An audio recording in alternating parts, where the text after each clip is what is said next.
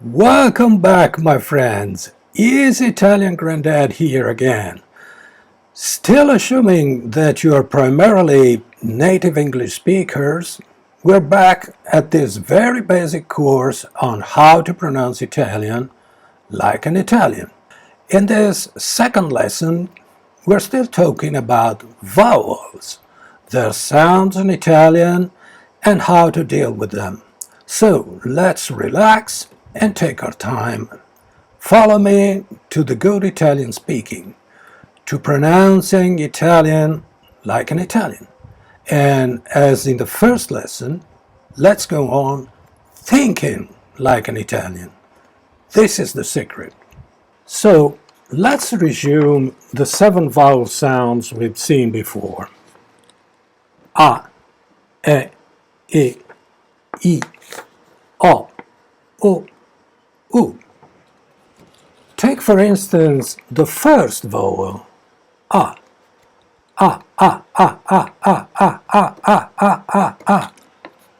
Every time you find this letter, you know the sound should always be A. It doesn't matter what word you find it in, or what other letters are next to it. The sound is always A. You should learn these 7 sounds very well, because the fundamental secret of a good pronunciation lies here.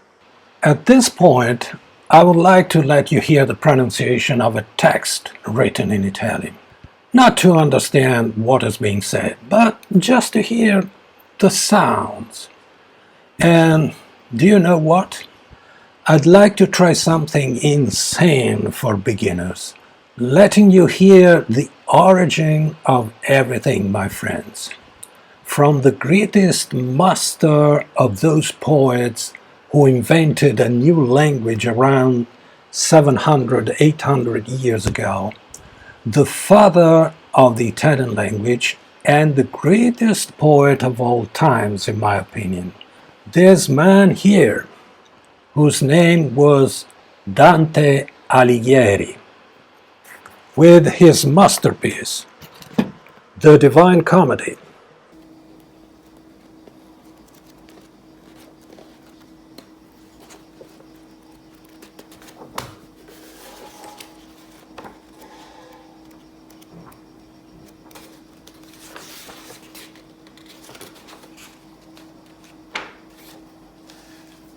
I would like you to listen to this sort of weird guy declaiming a number of lines, the very beginning of the poem.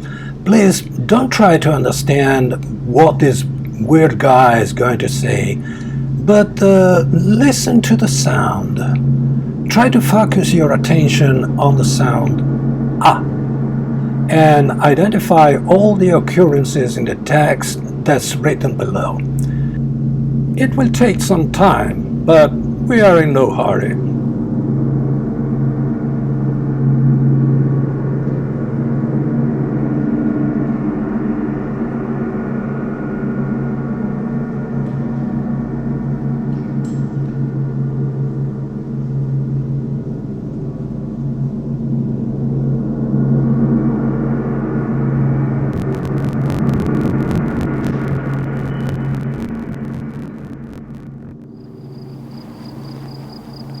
Nel mezzo del cammin di nostra vita mi ritrovai per una selva oscura che la diritta via era smarrita. Ai quanto a dir qual era e cosa dura esta selva selvaggia e aspra e forte che nel pensier rinnova la paura. Tanto è amara che poco è più morte. Ma per trattar del ben che vi trovai, dirò dell'altre cose che vo scorte. Io non so ben ridir come v'intrai, tant'era pien di sonno a quel punto che la verace via abbandonai. Ma poi che fui a piede un colle giunto, laddove terminava quella valle che m'avea di paura il cor compunto, guardai in alto e vidi le sue spalle vestite già dei raggi del pianeta che mena dritto altrui per ogni calle. Allora fu la paura un poco queta che nel lago del cor m'era durata la notte che passai con tanta pietà. E come quei che con lena affannata, uscito fuor del pelago alla riva, si volge all'acqua perigliosa e guata, così l'animo mio ch'ancor fuggiva si volse arretro a rimirar passo che non lasciò giammai persona viva. Poi che posato alquanto il corpo lasso, ripresi via per la piaggia diserta, sì che il pie fermo sempre era il più basso. Ed ecco, quasi al cominciar dell'erta, una lonza leggera e presta molto, che di pel macolato era coverta, e non mi si partia dinanzi al volto, anzi impediva tanto il mio cammino che fui per ritornar più volte volto. What we've heard are the first 36 verses of a poem that has 14,233 in all. Did you notice the sound of the vowel never changes? It's always ah. Well, the same goes for the other 6 vowel sounds. So, my friends, the repetition of these sounds is the core of this lesson. You can stop the video for a while and try to make your good pronunciation millions of times. Do you think this matter is difficult? Just consider Italian children study this matter as first graders. This is the very beginning of their school experience in their first year in elementary school. So it's a matter for children, for very young children, right? What we'd seen in the first lesson until now could be enough, but to further improve your pronunciation, let's see the 7 vowel sounds in another form, the circular form, that also shows you how to produce the right sounds with your mouth, because each of them involves a specific conformation of your mouth and of your lips in particular. Obviously, I produced this billboard with my very powerful graphic tools and called it the vowel rose, by similarity with the wind rose. Just to make it even clearer, I included another sound that completes the vowel rose. But beware, it does not exist in Italian. It's this one here in brackets, and its sound is like U. You're not required to pronounce this because, I repeat, it does not exist in the Italian language. However, it exists in other languages, in French, for instance, as well as in German and also in some Italian dialects, such as the Milanese. In Italian, we say paura to mean fear. In Milanese, they say paura, which is even more frightening, by the way.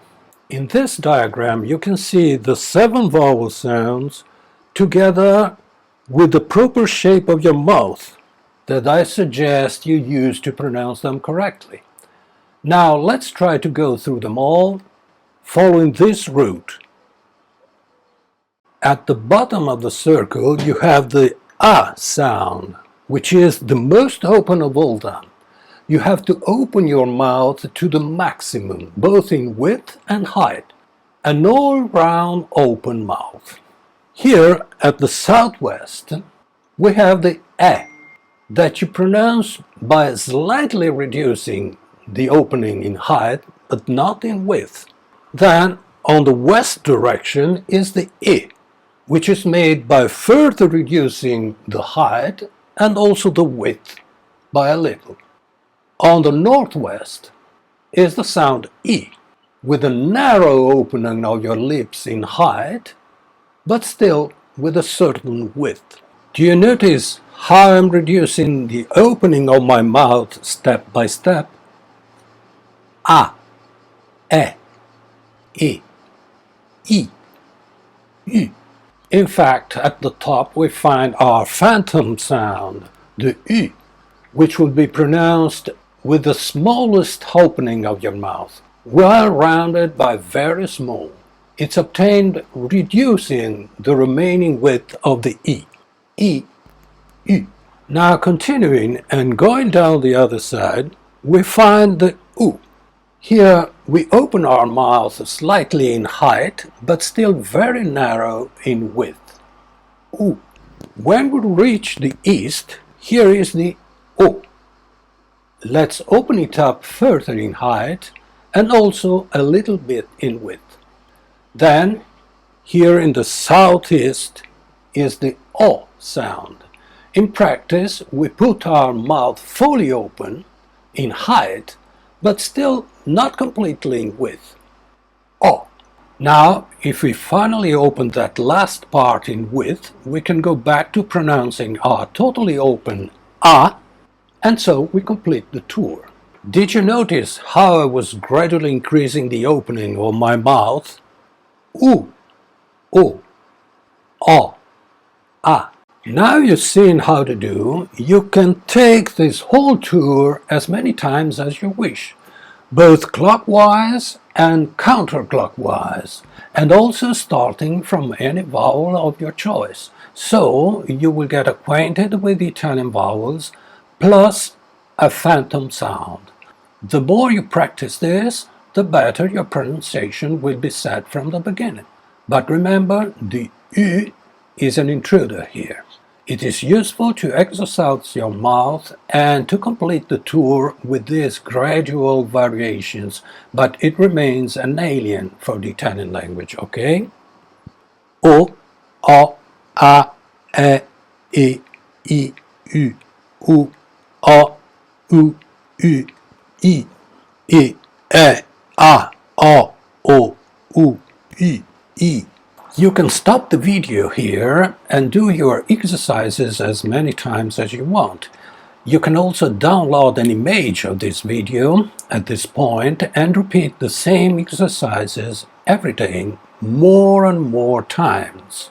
A very useful trick for people is using your practical skills, making your own billboard, drawing your own vowel rows.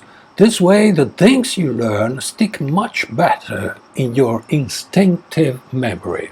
Finally, a bit of history. Italy is a country with a very long history. You cannot talk about anything Italian without a reference to history. You noticed all the Italian vowels are very short, quickly hitting, instantaneous sounds. Well, it wasn't always like this. The original language, the Latin, had the same sounds or very similar, but they were pronounced long or short. The long versions could sound like the modern ones pronounced twice, or twice as long. Something similar you could still hear in some local dialects, the Neapolitan for instance, but only for stressed vowels.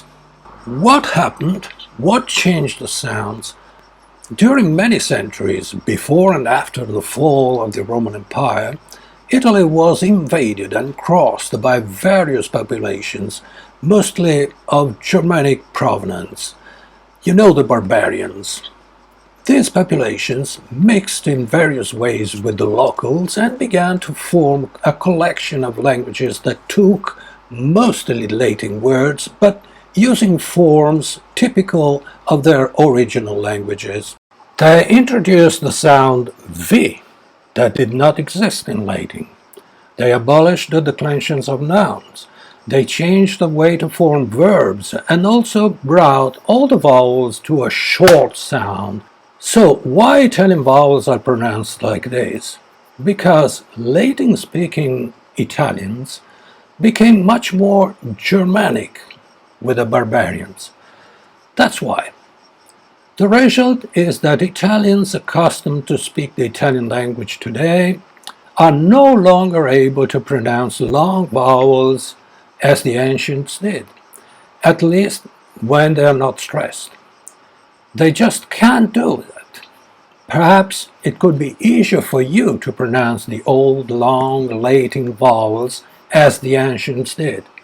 Want to try to speak Latin? It's just a hint, or a joke. Okay, my friends, now you know the Italian vowels.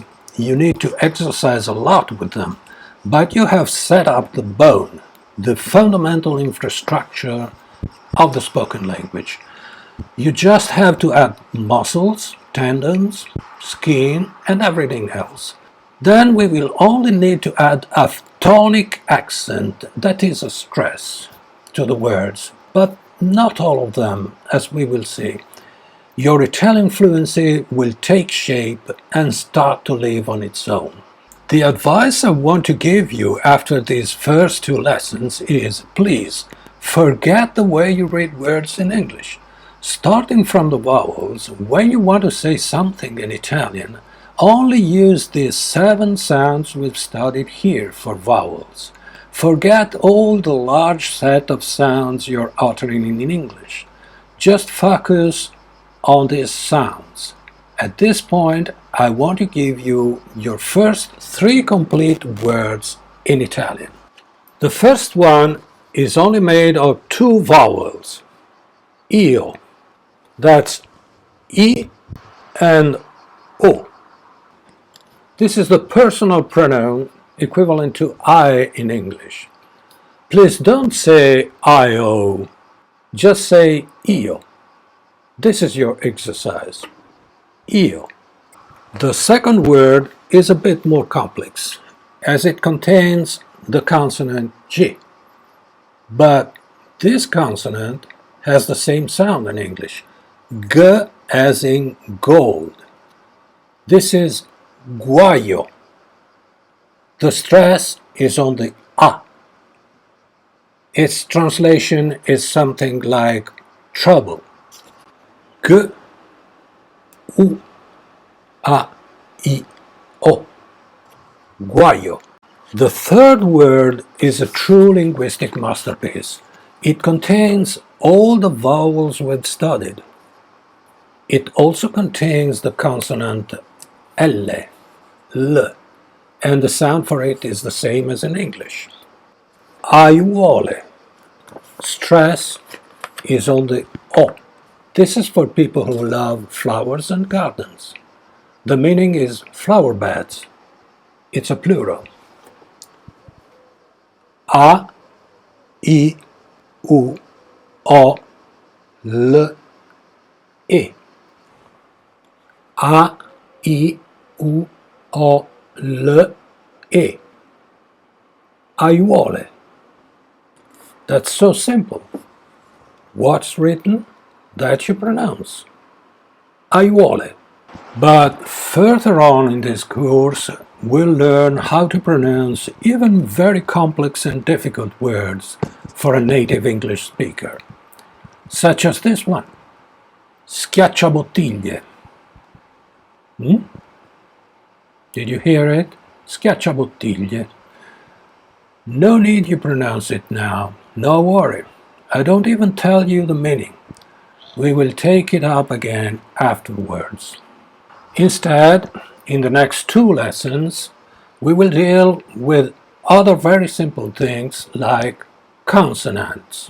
If you like this way of learning how to speak Italian, please subscribe to the Easy Italian Granddad channel. Leave comments and preferences down below. Click the like button. You can propose what interests you most about Italian pronunciation, how to improve this channel or the single lessons, anything you want. Cari amici poliglotti, Arrivederci alla prossima. Ciao!